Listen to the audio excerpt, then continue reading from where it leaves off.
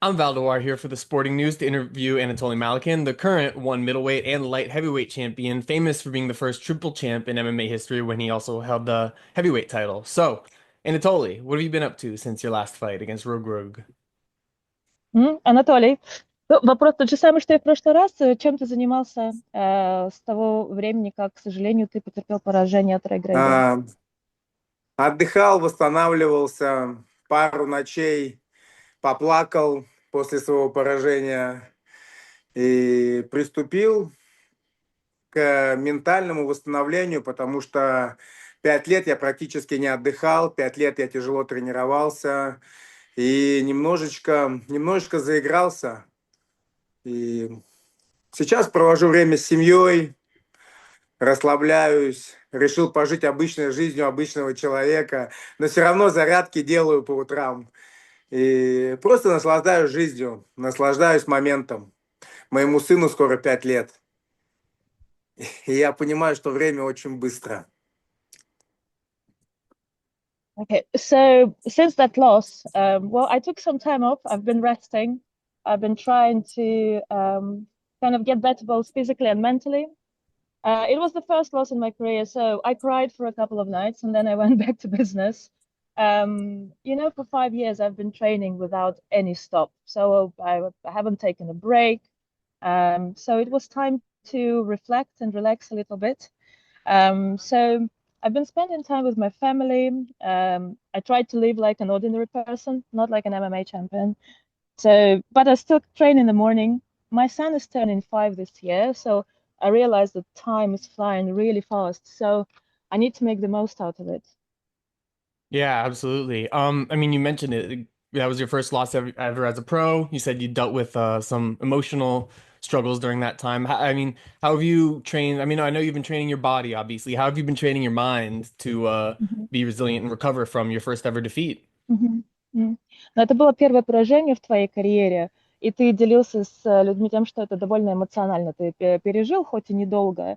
Понятно, что ты всегда тренируешь свое тело, но тренируешь ли ты когда-нибудь свою ментальную составляющую? Как ты работаешь с этим?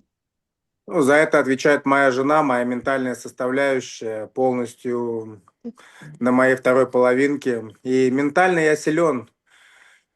А, Но в последнем бою случилось много таких вещей, к которым я был не готов. А, И я понял, что это за вещи. Сейчас я их исправил. И в следующем бою я должен нокаутировать. Я нокаутирую этого парня. Единственное, за что я переживаю и долго переживал после своего поражения, не за то, что я проиграл, а из-за того, что был скучный бой. Я не смог показать красоту, которую я показывал в тех боях. И мистер Чатри, One Championship сделали на меня большую ставку, поставив меня в главное событие вечера. И я не оправдал этой надежды. За это я переживал, а за свое поражение я обязательно его верну. Мгм. Я из-за него не переживаю. Зато у меня есть теперь хорошая фотка. Единственное с этого боя, что осталось у меня, это вот такая хорошая фотография. Мгм. Это единственное Um, красочное в этом бою, что было. mhm.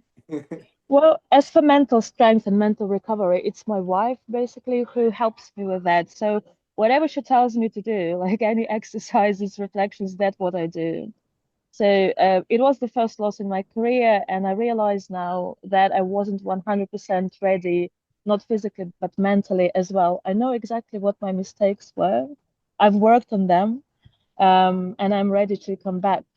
And I feel a bit disappointed, but mainly not with the first loss in my career.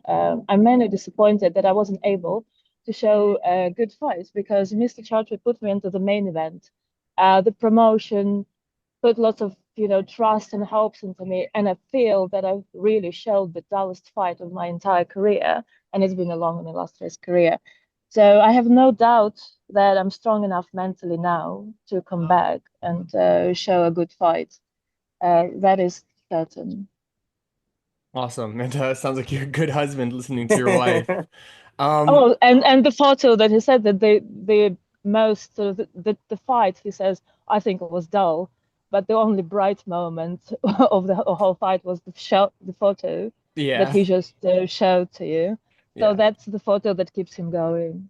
Yeah, I mean, if you could do that again, maybe you'll knock him out. Obviously, I mean, then the question everyone wants to know is how long until you return? And obviously, I mean, I assume you'll be seeking to get revenge against Reug Reug in your next fight, or could we see you defend one of your other belts, maybe? Мгм. Ну, насчет фотографии он говорит, ну да, может быть, в этот раз, если ты постараешься, то ты сможешь его нокаутировать. Эта фотография тебя, кажется, вдохновляет. Может, у тебя еще одна получится похожая. Ну и все хотят знать, конечно же, что будет дальше. Будет ли это у тебя рематч с Ребругом, либо ты будешь защищать один из других своих поясов. Я хочу полностью сосредоточиться сейчас на супер тяжелой весовой категории. И, конечно же, я хочу рематча. Я хочу финишировать этого парня. Мгм. И я думаю, что One Championship предоставит мне такой шанс, так как я никогда не подводил организацию, всегда выкладывался на 100%. И я думаю, людям интересен этот реванш, и он должен Мгм. состояться. Он должен состояться в ближайшем будущем. Мгм. Um, sure. What I want to do is to concentrate on heavyweight. So I want rematch with Reug Reug. I want to KO him, and I really just want a chance to show everybody how it should have been done in the first place. I've never let the promotion down. I've always left 100% in the cage. So I think people are interested to see our rematch. That's the fight that makes sense. So hopefully it's going to happen in the nearest future. Yeah, absolutely. Yeah, absolutely makes sense. Um, Mhm. Big rematch, and you said you've been training your mindset. I've heard you've been working on conditioning. You bulked up a bit, from 100 kilos to 117, I read. But also, I mean, one of the big factors was his clinch game, his Senegalese wrestling. Have you been working on Mhm. wrestling against in the ring, like on the side of the ring where he holds you against the ropes? Training with any wrestling coaches to prepare for that part of his game? Да, конечно, все хотели бы посмотреть этот ваш рематч. Ну, значит, ты занимался своей ментальной составляющей, физической. Ты со 100 килограмм, все видели, ты наел до 117. Ты немного стал побольше в размере. Но кажется, что один из аспектов сильных Рэй Грейга это не только его вес, но и его клинч, потому что его сенегальская борьба и как он мог работать в клинче, ему кажется, что это доставило тебе какие-то неудобства. Поэтому вернулся ли ты к занятиям по борьбе, а особенно если вдруг реванш будет в ринге, а не в клетке.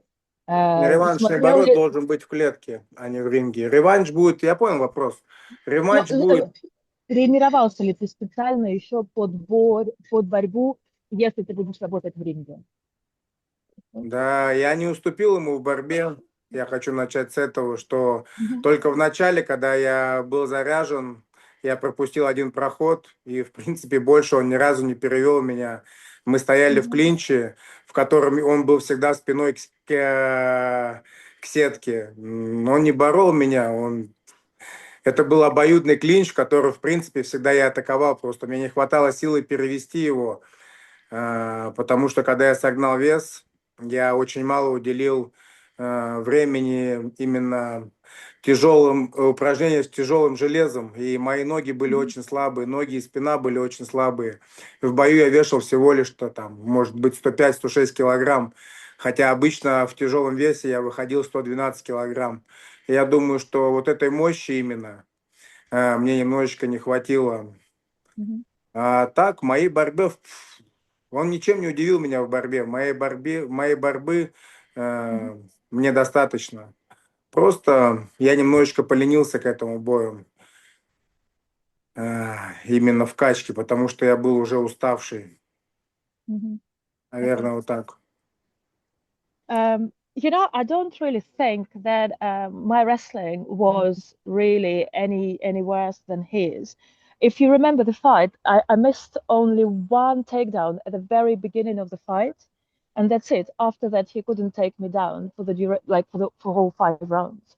So, and as for clinch that you mentioned, it was the clinch where we two were standing locked, and it's not like he was attacking me or I was attacking me. He had his back to the cage all the time. I was attacking him. The only thing is I could not take him down. And that is my mistake because normally when I fought in heavyweight, I was around 112 kilos. And because I was doing like jumping between the weight classes, this time I approached heavyweight at 106 kilos. So physically, I just couldn't take him down. That was my biggest mistake. And I was a little bit lazy. I didn't pump enough iron. I didn't spend enough time bulking up. So I'm not going to make the same mistake. В Makes sense. принципе, скажи, как я и говорил, когда я предсказывал, как будет проходить этот бой, я так и Mhm. сказал, после первого моего удара Ред Рук будет только обниматься. Вопрос только второй, зачем я стал с ним обниматься? Mhm. If you Кроме remember чем my обниматься, этот парень больше ничего не умеет. if you remember my prediction when we had an interview before this fight, I said what's going to happen is I will punch him first and I will get him with a punch. After that, he's going to be hugging me for the whole fight, and that's exactly what happened. The only question I have to myself is why I end up hugging with him for 5 rounds. So, but that's on me. Makes sense. Um, yeah, so all right, going into the rematch with Reug Reug, I mean, we also got to discuss another guy you've had a rematch against, Reinier de Ridder. I mean, he made big headlines, beating three-time NCAA wrestling champ Bo Nickel. You've beaten Reinier twice. Were you surprised he did so well as an underdog against Bo Nickel, one of the most famous prospects in combat sports? Well, мы должны с тобой вернуться тогда к Деридеру, конечно же, да, потому что он сейчас был во всех медиа, поскольку он побил Боникола, тройного чемпиона в рестлинге. Что ты думаешь о выступлении Деридера, которого ты смог побить дважды?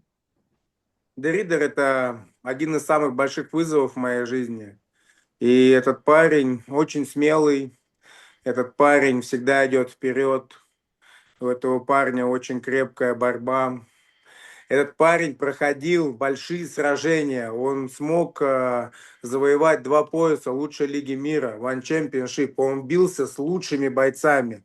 Кто такой Бо Никол? Кто такой Бо Никол? С кем он бился? Какие напряжения он испытывал? Этот парень просто распиаренный UFC, не прошедший ни одной большой проверки. Вот Деридер просто показал его уровень. И Um, уровень чемпиона One. Такие как Бо Никол на 1 раунд для него. um, So speaking of the reader, I spoke a lot after he defeated Bonico. I think the reader before he went to UFC was the biggest challenge in my career. He's a very brave fighter. He always pushes forward. He's got top wrestling, and you shouldn't forget that he has big fights in his career, and he had 2 belts in one, which I consider one of the best league in the world. And who is Bonico? Like, tell me. He's just a guy like hyped up by UFC. He hasn't had any big tests when it comes to MMA fights in his career. He just showed the level of championship in one, and he just showed the level of hype that UFC can create for his new Golden Boys. Honestly, guys like Shwaniko, it's just enough for him. Like 1 round, that's it. That's the level. That's the level of Bonico.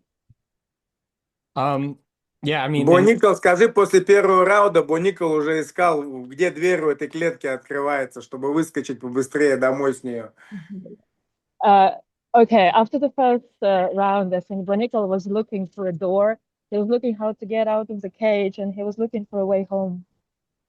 yeah, and Reinier de Ridder gave it to him. And we're running a bit out of time. Just one last question. RDR, he's fighting another star, someone who has been tested, obviously, former champion Robert Whitaker in his next fight. Just kind of get a prediction on that one. Do you think Reinier de Ridder has what it takes to beat the Reaper, Robert Whitaker? Мгм. Ну да, но он говорит, что вдогонку к твоему комментарию, что Деридер как раз показал ему дорогу домой и нашел для него сам дверь. А что касается Деридера, ему предстоит теперь следующий тест, да, это Деридер, теперь его оппонентом будет бывший чемпион Уитакер. Как ты думаешь, пройдет ли Деридер это испытание Уитакером? Уиттекер один из Мгм. опаснейших, Прогноз. один из опаснейших бойцов этого веса. Но после того, как Хамзат сотворил с ним то, что он сотворил, сломал ему челюсть, я думаю, после такого очень тяжело вернуться. Очень Мгм. тяжело вернуться на тот уровень, на котором ты был. И сейчас хорошее время для этого боя, для Деридера. Я думаю, он одержит победу в борьбе. Я думаю, также будет удушающий прием. Я думаю, бой будет очень похож на бой Хамзата и Уитакера. Мгм. So Whitaker is, yeah, he's a very dangerous fighter, one of the most dangerous in this weight class. It will be a big test for the reader, but probably the reader's chances are higher if we take into account what Hamzat Chimaev did to Whitaker. After you get your jaw broken like that, it's not easy to come back to the same level of competition.